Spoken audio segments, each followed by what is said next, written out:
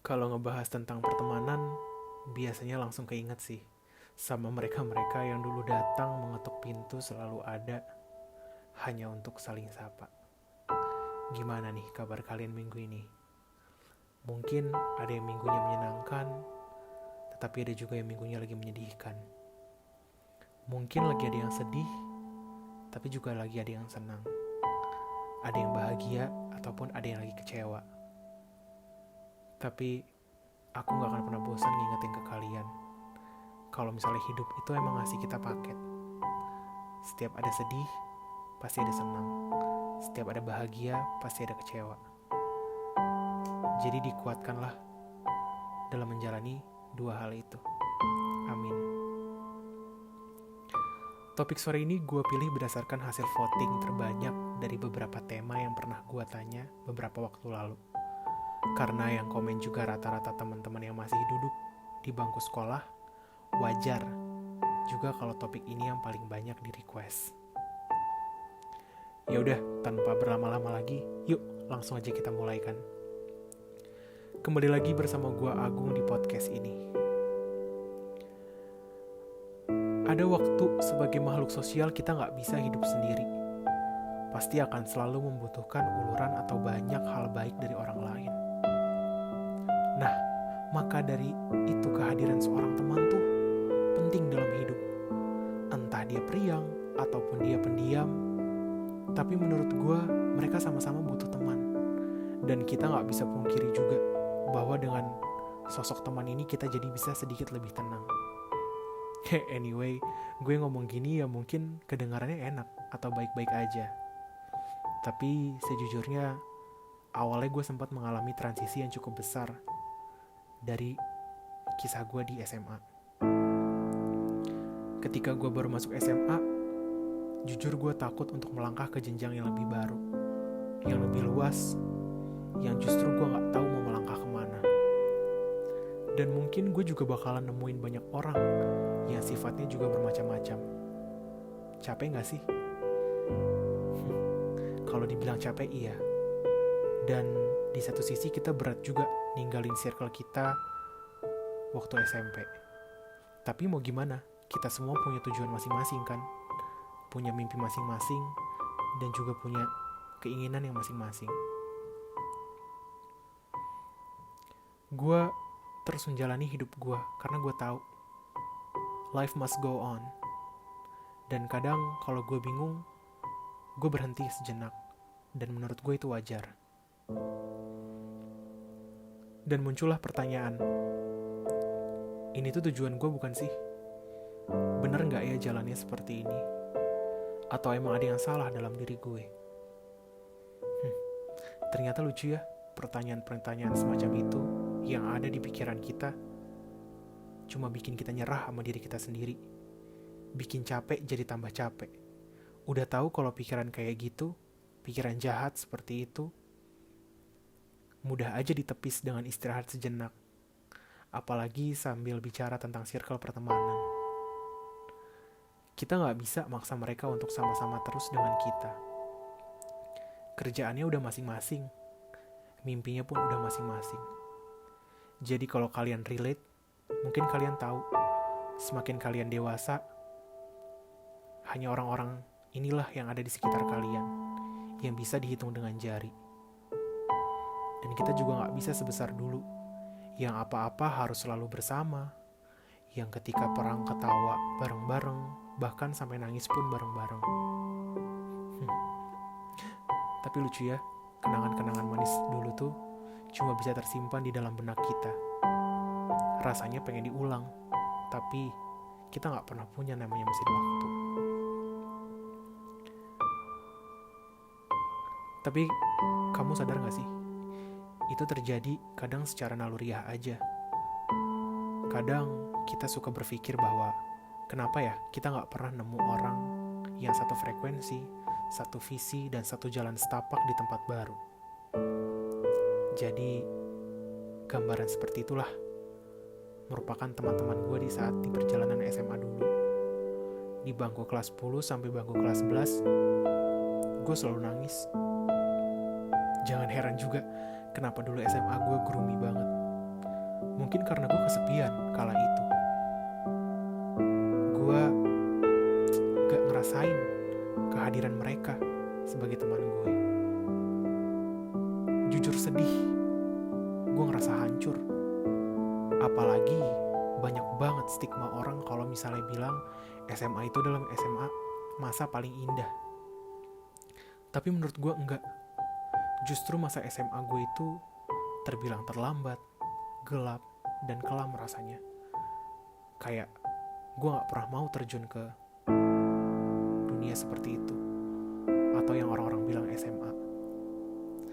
Rasa hubungan gue sama mereka ini seperti plain-plain aja. Kalau misalnya mereka udah tahu mereka mau apa,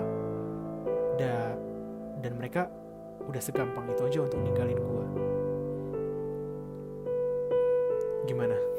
Ada yang udah pernah ngerasain hal yang sama belum?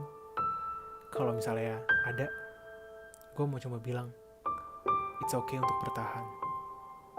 Karena kita juga tahu kita gak bisa berbuat apa-apa selain bertahan. Pengen banget kan untuk keluar dari circle seperti itu? Iya, pengen banget. Pengen banget juga punya pegangan rasanya waktu itu.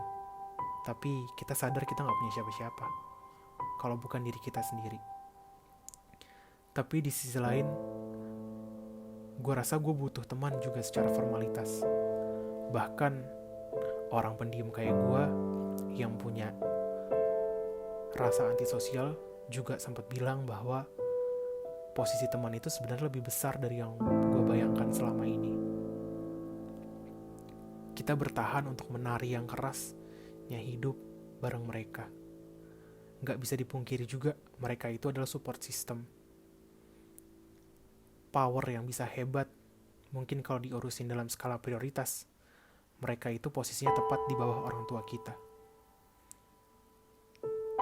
Tapi kalau misalnya gue selalu nanamin konsep seperti itu, mungkin itu bakal ngerusak diri gue sendiri.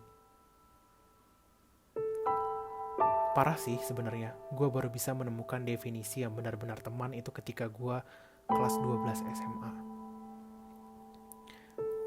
Gue masih orang biasa, orang yang sampai sekarang pun terbilang biasa. Dan gue ngerasa di awali karir gue ini, gue ngerasain kehadiran mereka yang selalu semangatin gue di saat semua orang, bahkan diri gue sendiri pun gak percaya dengan kemampuan gue yang gue punya. Mereka-mereka inilah yang jadi macu semangat gue untuk nulis dan bersyukur.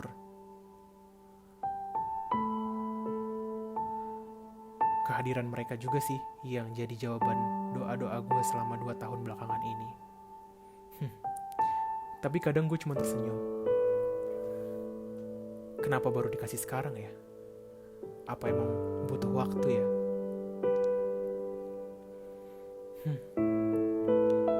Gue selalu melibatkan mereka dalam semua karya-karya gue. Gue cantumin semua nama-nama mereka di buku, dari buku pertama sampai buku ketiga gue. Apa mungkin sampai karya-karya gue selanjutnya nanti mereka percaya bahwa masa SMA adalah masa-masa yang paling indah?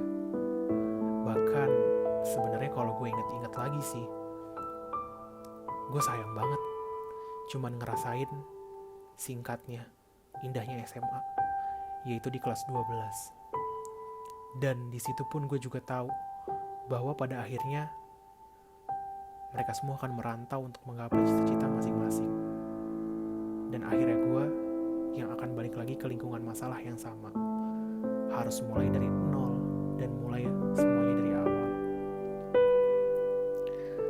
Untuk adaptasi lagi terbilang capek sih emang. Yang dapat teman lagi, menyesuaikan lagi. Tapi ya pada dasarnya sekarang orang-orang udah terbilang sportif. Mereka yang bakal mengoperasi gue lebih dahulu. Apalagi dengan orang-orang tipe pendiam seperti gue ini. Gue cuma pengen kalian paham kalau sependiam apapun kita tuh tetap butuh teman cerita. Karena kita tahu gak semua orang jadi paranormal. yang tahu apa isi kepala seseorang. Dan kalau emang gak nyaman, ya jangan dipaksa hanya karena lo takut gue sendirian. Gak apa-apa kok, gue kalau pulang juga kadang suka sendirian. Jadi menurut gue, sendirian tuh sudah melekat di dalam diri gue. Walaupun semuanya harus diputar balik atau kerja 2 kali, tapi itu semua untuk kebaikan dan kebahagiaan kesehatan jiwa gue sendiri. Untuk itu ya, tolong sekali jangan takut untuk bicara meskipun kadang jujur itu pahit. Tapi kita gak bisa kontrol juga itu salah siapa. Dan kadang gue sudah menempatkan diri gue sendiri bahwa pertemanan itu untuk berteman dengan sama siapa aja. Gue bodo amat dan langsung tutup telinga kalau ada yang bilang temenan mengatasnamakan gender. Seperti kayak, kok temen lo cowok semua sih? Atau ada yang bilang, lo kalau temenan sama cewek-cewek, lo gak takut melambai bro? Gak usah, jangan dipikirin, jangan didengerin. Itu cuma bikin overthinking, bikin sakit hati, dan nambahin beban hidup aja. Biarin aja, ini hidup-hidup kita kok. Kita yang tahu antara nyaman dan terjebak ngerasain itu semua. Gue seneng banget sama orang-orang yang mau berteman dengan gue tanpa menuntut gue harus jadi apa-apa, yang ngebiarin gue nge-explore diri gue sendiri. Begitupun gue juga nerima mereka apa adanya. Karena menurut gue seperti itulah pertemanan. Ya seperti itulah sifatnya, bukan opportunities. Jangan sibuk khawatir dengan omongan orang. Tahu gak sih, kita cukup kontrol rumah sendiri kita aja kok. Rumah yang udah kita bangun, relasi-relasi yang udah kita bangun, yang banyak ada kebahagiaan di sana. Dan kalian tahu nggak, kalian tinggal bersantai aja di sana. Sering-sering ajak makan malam bareng, walaupun cuma di pinggir jalan atau angkringan, apapun. Itu halal kok, dan bisa kalian nikmatin sampai malam. Kadang emang lucu ya, hidup dalam pertemanan. Tapi rasa lucunya itulah yang jadi cita rasa yang mewarnai hidup kita masing-masing. Oh iya, makasih ya udah bersedia buat dengerin obrolan kali ini. Sampai jumpa di obrolan selanjutnya. Gua Agung, gua pamit.